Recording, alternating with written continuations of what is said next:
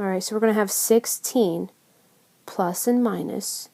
Now, this is the fun part where if you've got your calculators handy, you can go ahead and type this straight into your calculator as long as you enter everything in the right way. So if this were me, and I'm going to type it in my calculator, I'm going to do parenthesis, negative 16, close my parenthesis, square it, minus 4 times 2 times 27. And I came out with a positive 40. So 16 plus minus the square root of 40 all over 4. So now you're saying, oh, that wasn't too bad. But guess what? We're not all the way done yet. We have to simplify that as much as we can. So I'm going to write it on my piece of paper, and then I'm going to pull it up on another screen so that we can finish this.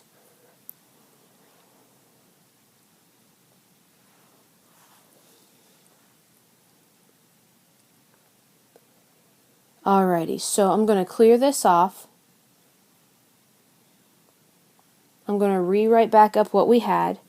We had 16 plus minus square root of 40 all over 4.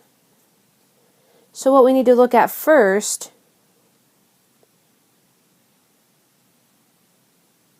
is breaking down that square root of 40. So let's do this. 40 is 2 times 20.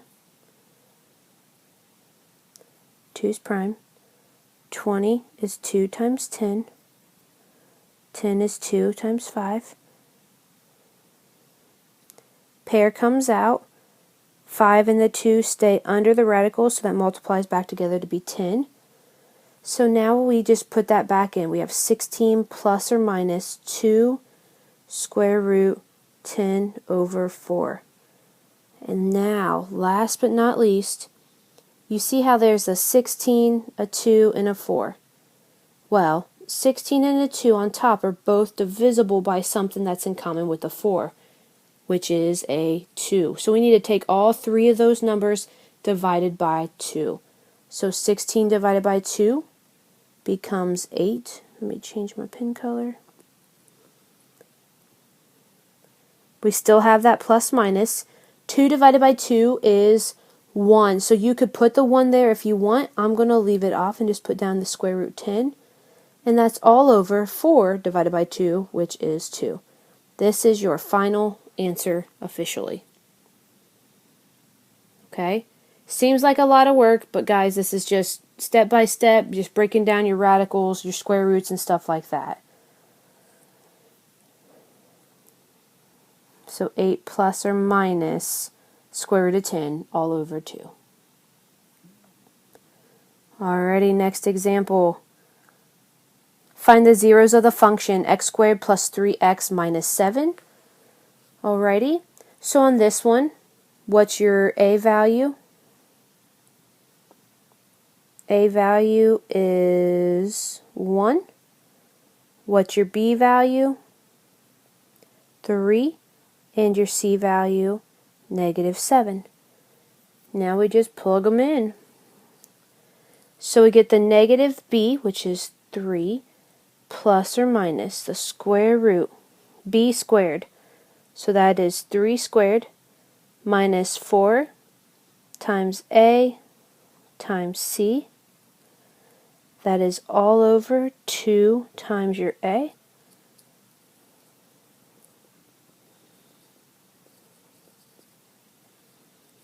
Okay.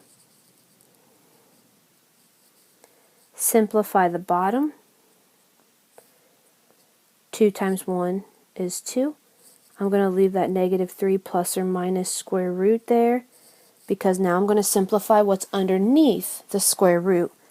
So back to my calculator, if you don't want to do it in your head, you take 3 squared minus 4 times 1 times negative 7. And I got a positive 37 there.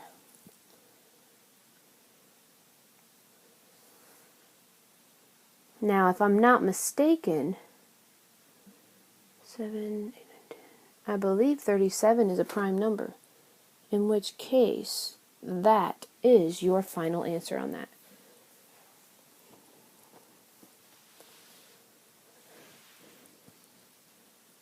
Alrighty. See, it's not so bad. I'm sure you guys are probably just freaking out thinking that it's terrible for the ones where you have to break down the square root and simplify even further. But you guys will be okay. Just keep your heads in the game. You'll get through this. Okay? And like I always said, you know, these videos are on YouTube.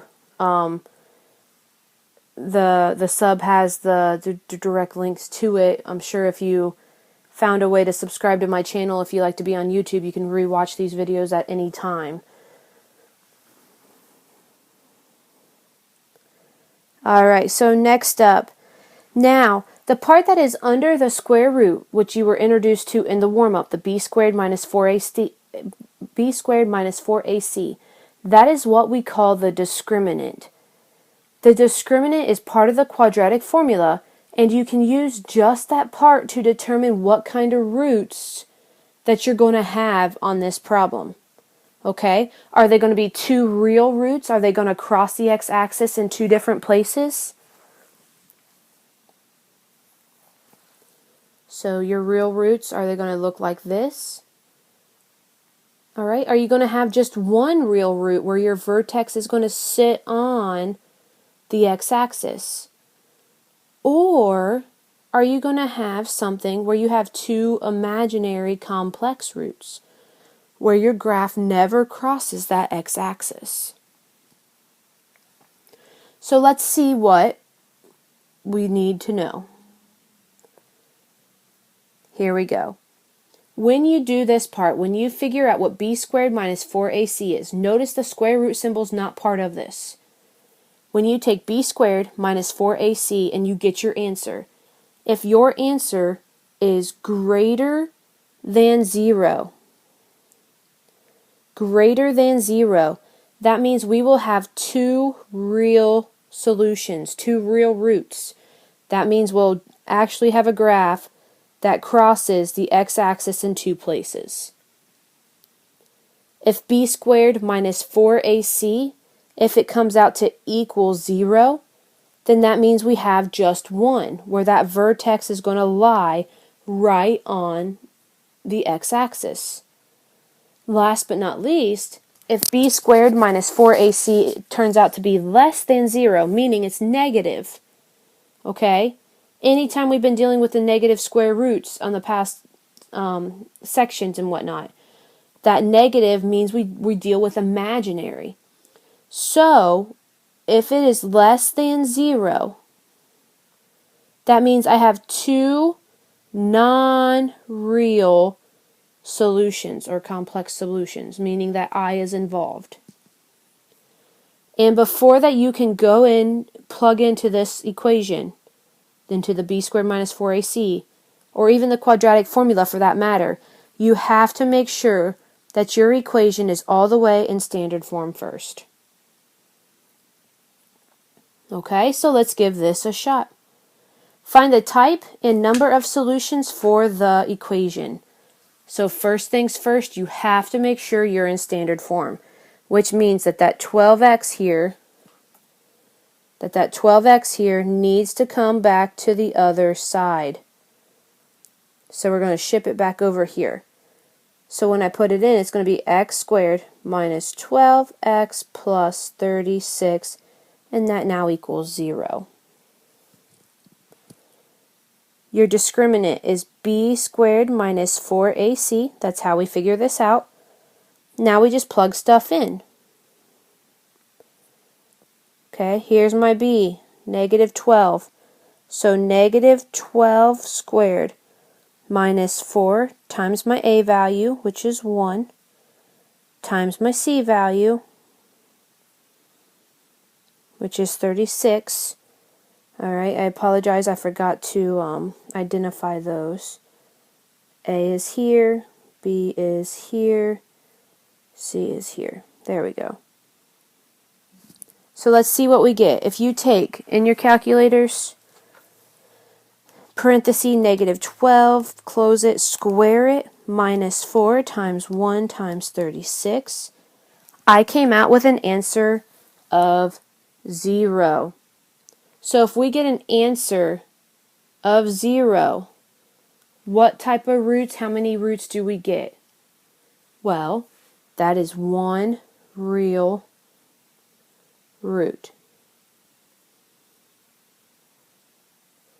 One real root. Not too bad at all, is it? Alrighty, let's try another example here. Okay, x squared minus 4x equals negative 4. And it tells you to find the type and number of solutions for the equation. So let's start by putting that up there. We've got b squared minus 4 times a times c. Okay, we got to get this in standard form, which means that negative 4 needs to come back over. So we get x squared minus 4x plus 4 equals 0. What value is a? 1. What value is b? Negative 4. What value is c? Positive 4. So let's fill this in. We've got b, which is negative 4 squared minus 4 times a times c. So negative 4 squared, and we'll do this one in my head just because, is positive 16. We got 4 times 1, which is 4. 4 times 4 is 16. So 16 minus 16 is 0. So again, this one, answer of 0, means that I have one real root. Questions there? Hopefully not, since I'm not there to actually hear them. Alright, next up.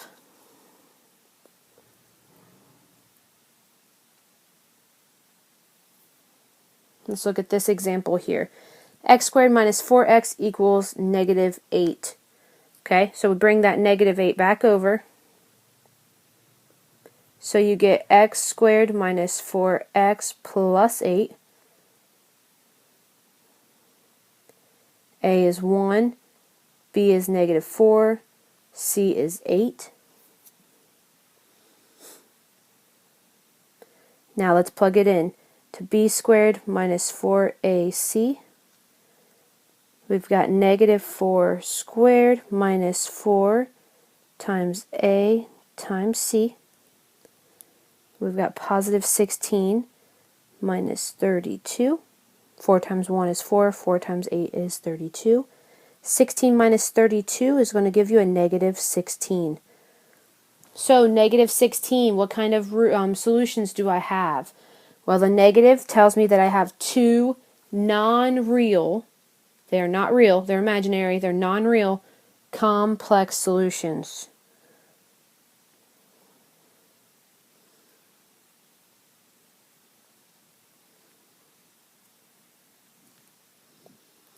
Okay, so two non-real complex solutions.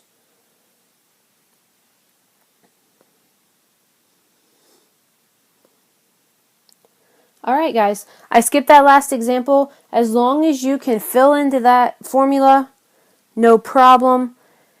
Type it into the calculator, get your answer, refer back to that chart that you were given. If you can't remember off the top of your head which one's which, you guys should have no problem on this worksheet at all. So the hardest issue is when you're using the quadratic formula and you have to break down the square roots. But I have faith in you guys. You guys can handle this. Okay? So that is the end of today's lesson. Let me see, this is Wednesday. You will have a quiz tomorrow over this section and the section before this. Okay? You'll follow up with one lesson on Friday, followed by a review on Monday, followed by a test on Tuesday. Alright, so this chapter is coming to a close pretty quick. So make sure you guys are staying on top of your work, getting it done. And that is that for now. Alright, have a good day.